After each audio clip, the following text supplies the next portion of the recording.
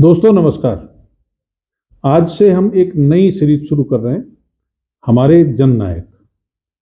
हमारे जननायक से मेरा मकसद है कि जिन लोगों को देश की आज़ादी के बाद लोकतांत्रिक व्यवस्था के आधार पर मत देकर के जनता ने अपना प्रतिनिधि चुना, देश की संसद में, देश की विधानसभा में, राज्य की विधानसभा में, तो उस कड़ी में हमारे जननायक के नाम से एक सीरीज मैं शुरू कर रहा हूँ और इसके माध्यम से उन समय समय पर चुने गए लोगों की आपको जानकारी देने का प्रयास करूंगा। तो इसी कड़ी में मैं आपको बताना चाहता हूं कि देश की आज़ादी के बाद भारत के प्रथम प्रधानमंत्री पंडित जवाहरलाल नेहरू जी के नेतृत्व में जो अंतरिम सरकार बनी, उसमें एक तरफ उस सरकार ने संविधान सभा गठित करके देश के नए संविधान को तैयार करने के लिए बाबा साहब भीमराव अंबेडकर को संविधान सभा का अध्यक्ष बनाया, तो दूसरी तरफ परिसीमन आयोग गठित करके देश के अंदर लोकसभा की सीटों का, राज्यसभा की सीटों का और राज्यों के अंदर विधानसभा की सीटों का और विधान परिषद की सीटों का परिसीमन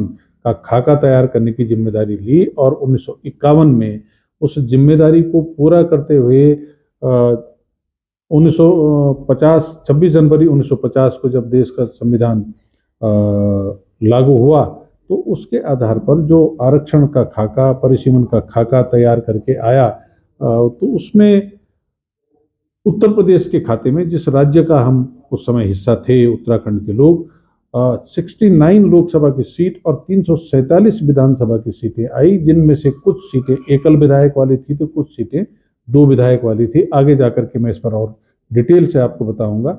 और इस तरह से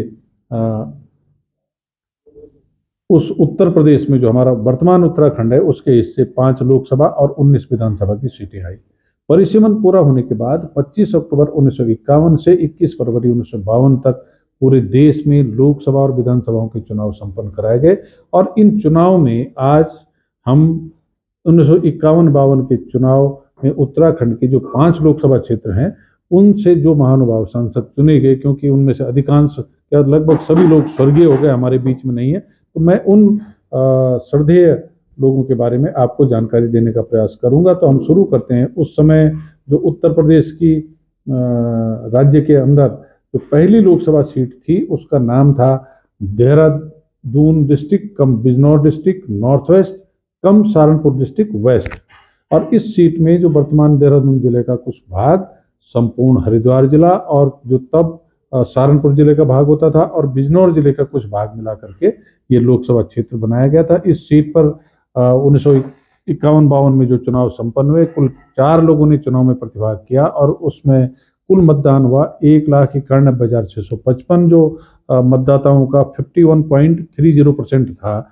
और चारों प्रत्याशियों में से सबसे अधिक 1,22,141 वोट पा करके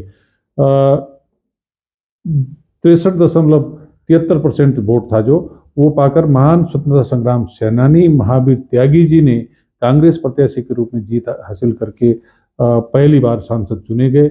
उनके साथ चुनाव लड़ने वाले जो बाकी 3 प्रत्याशी थे उनकी जमानत जब्त हो गई। जो लोकसभा क्षेत्र संख्या 2 था उत्तर प्रदेश का, उसका नाम था गढ़वाल डिस्ट्रिक्ट वेस्ट कम टिहरी गढ़वाल डिस्ट्रिक्ट कम बिजनौर डिस्ट्रिक्ट नॉर्थ। जैसा इस सीट का नाम अपने आप में बताता है कि इस सीट पर जो वर्तमान उत्तरकाशी जिला है, टिहरी जिला है और टिहरी जिले के अलावा पौड़ी और बिजनौर का कुछ हिस्सा रहा होगा। तो इस सीट से उस समय 3 लोगों ने चुनाव मैदान में प्रतिभाग किया। कुल मतदान हुआ 1,35,092 और जो कुल मतदाताओं का 36.18% था। चारों प्रत्याशियों में से सबसे अधिक 68,811 वोट पा करके राजमाता महारानी कमलेन्दुमती शाह जी और निर्दलीय प्रत्याशी के रूप में उन्होंने जीत हासिल करके वो पहली सांसद, महिला सांसद भी चुनी गई। और कांग्रेस के ठाकुर कृष्ण सिंह परमार, उनको मिले 54,829 वोट 40.59%, वो दूसरे स्थान पर रहे। तीसरे प्रत्याशी की जमानत जब्त हो गई थी। लोकसभा क्षेत्र संख्या 3 का नाम था गढ़वाल डिस्ट्रिक्ट ईस्ट कम मुरादाबाद डिस्ट्रिक्ट नॉर्थ ईस्ट।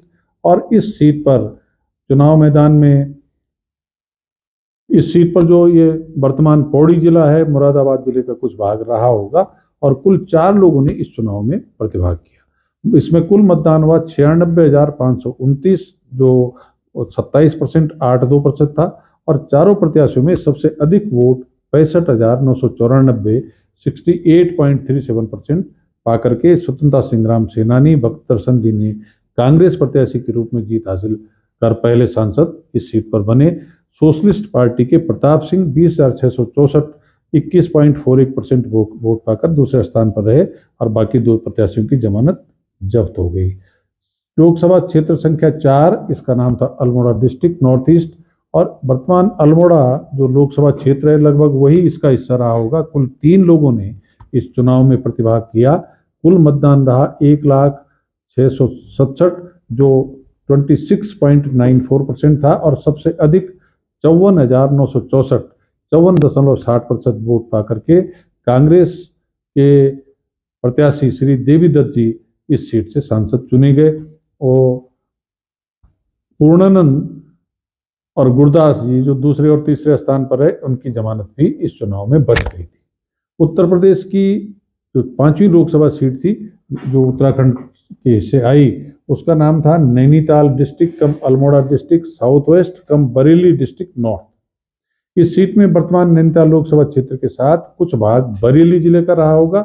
इस सीट पर कुल 2 लोगों ने चुनाव में प्रतिभाग किया और कुल मतदान हुआ 1,29,142 जो 37.76% था और 74,364 वोट यानी 57.54% वोट पाकर के कांग्रेस के श्री CD पांडे जी सांसद चुने गए और सोशलिस्ट पार्टी के दान सिंह 54,828 वोट पाकर के दूसरे स्थान पर रहे। तो ये पहला जो देश का आम चुनाव हुआ उसमें जिन लोगों ने चुनाव में प्रतिभाग किया पहले दूसरे स्थान पर रहे और जो हमारे सांसद चुने गए उनकी मैंने आपको जानकारी दी।